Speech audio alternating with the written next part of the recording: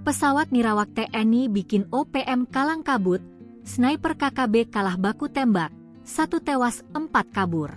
Baku tembak pecah saat sejumlah prajurit TNI berhadapan dengan kelompok kriminal bersenjata, KKB, Organisasi Papua Merdeka, OPM, di Kabupaten Intan Jaya, Papua Tengah, kemarin. Dalam baku tembak tersebut, 1 orang OPM dikabarkan tewas diterjang peluru. Anggota OPM tewas setelah terkena tembakan pada bagian kaki dan kepala. Dikutip dari Tribun Papua Tengah, awalnya ketika 19 personel Satgas Yonif 500 Sikatan dipimpin oleh Letda CKM Dedi melaksanakan pergeseran dari pos Titigi.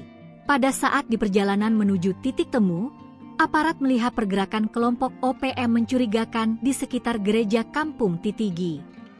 Gerombolan OPM tersebut mendekat ke arah tim sedang melaksanakan pergerakan ke arah titik temu pengambilan logistik. Aparat kemudian melakukan pemantauan menggunakan drone atau pesawat nirawak untuk memantau pergerakan OPM.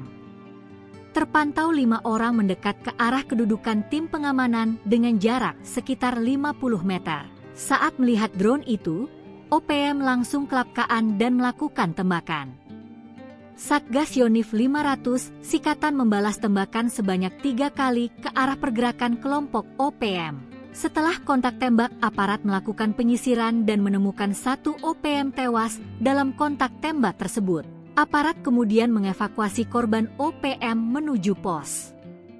Aparat juga mengamankan sejumlah barang bukti berupa bendera Amerika, parang, noken, gelang tangan bintang kejora. Saat ini aparat masih melakukan siaga untuk mengantisipasi serangan balasan dari OPM.